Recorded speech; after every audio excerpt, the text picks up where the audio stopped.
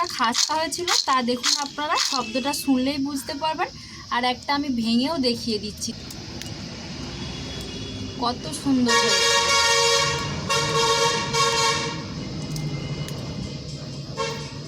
আশা করি শব্দটা শুনেই বুঝতে পারলেন কত সুন্দর খাস্তা হয়েছে। নমস্কার বন্ধুরা, কুকিং উইথ মৌ চ্যানেলের পক্ষ থেকে আমি মৌ আপনাদের সামনে আবার হাজির হয়ে গেছি সম্পূর্ণ নতুন একটা রেসিপি নিয়ে। যদিও রেসিপিটা নতুন না, সবাই আমরা বাড়িতে এটা বানিয়েই থাকি। আমি আজ বানাবো কুচো নিমকি। এটা কিন্তু আপনারা একবার বানিয়ে অনেক দিন পর্যন্ত সংরক্ষণ করে খেতে পারবেন। তাহলে চলুন দেরি না করে আমার আজকের রেসিপিটা শুরু করি।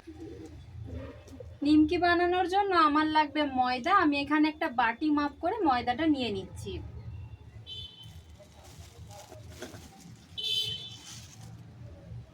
এখানে মোট 250 গ্রাম মতো ময়দা আছে। এর সাথে আরো কয়েকটা উপকরণ আমি মিশিয়ে নেব।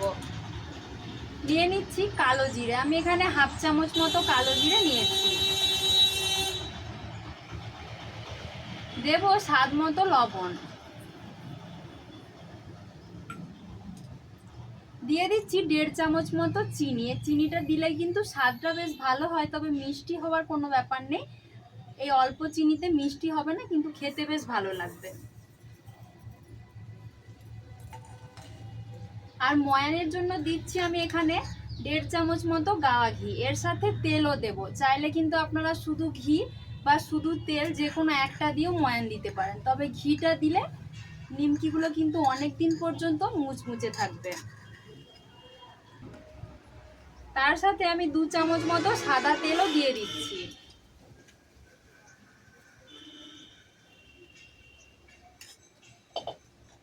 এবার হাত দিয়ে ডলে ডলে খুব ভালো করে ময়ানটা ময়দার সাথে মিশিয়ে নিতে হবে। দেখুন ময়ানটা সুন্দরভাবে দিয়ে দিয়েছি, একদম হাতের মুঠোর মধ্যে চলে আসছে। যত ভালো করে ময়ান দেওয়া হবে নিমকিগুলো কিন্তু ততই বেশি খাস্তা হবে। এবার আমি ঠান্ডা জল দিয়ে মেখে নেব। ঠান্ডা মানে কিন্তু ফ্রিজের ঠান্ডা নয়, নর্মাল রুম টেম্পারেচারে থাকা জল দিয়ে অল্প অল্প করে ভালো করে মেখে নিচ্ছি।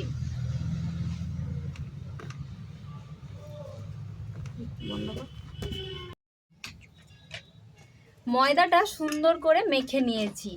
এবারে 10-15 মিনিটের জন্য একটু রেস্টে রেখে দেব। 10 মিনিট মতো হয়ে গেছে। এবার ঢাকাটা খুলে নিয়ে আবার একটু ময়দাটা খুব ভালো করে মেখে নেব। এরকম শক্ত শক্ত করে মাখতে হবে, খুব বেশি নরম হলে কিন্তু নিমকিগুলো একদম খাস্তা হবে না।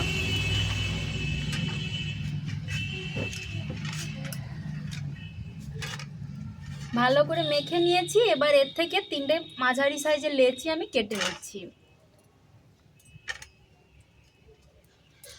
3টে নয়, মোট 4টে আমি কেটেছি। এবার এভাবে গোল করে পাকিয়ে নিয়ে ঠিক যেভাবে আমরা লুচি বেলি ওইভাবে বেলে নেব। প্রথমে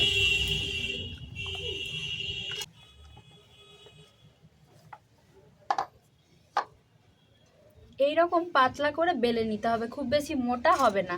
এবার একটা ছুরি নিয়েছি, কেটে নিতে হবে। প্রথমে এই সাইডের দিকগুলো একটু কেটে বাদ দিয়ে দেবো, এতে করে ভালো করে ডিজাইনটা হবে। সেই জন্য এগুলো ফেলে দেব না, এগুলোও কিন্তু পরে আমি নিয়ে নেব।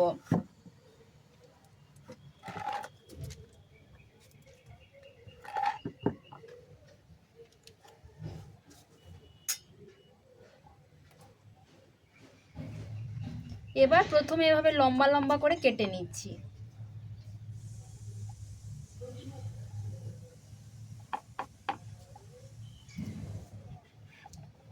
প্রথমে চৌকো করে কেটে নিয়েছি, এবার ঠিক বরফি শেপ করে কেটে নেব।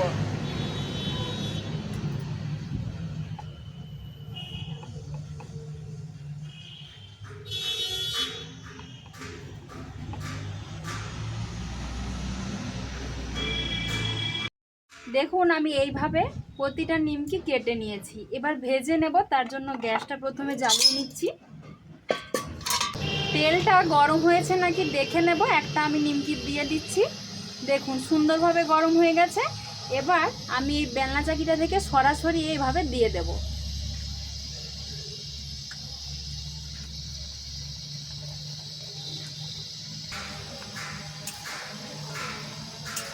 দেখুন নিমকিগুলো কিন্তু প্রায় ভাজা হয়ে এসেছে, আর একটু ভেজে নেব, খুব বেশি লাল করবার দরকার নেই।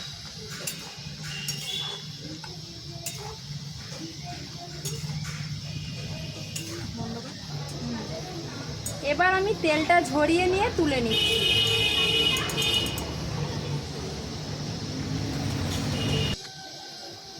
দ্বিতীয়বারের নিমকিগুলো আমি তেলের মধ্যে দিয়ে দিচ্ছি। একবারে কিন্তু খুব বেশি দেওয়া যাবে না, তাহলে ভালো করে ভাজা যাবে না।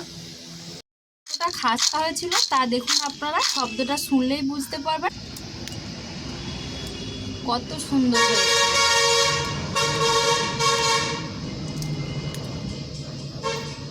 আশা করি শব্দটা শুনেই বুঝতে পারলেন কত সুন্দর খাস্তা হয়েছে।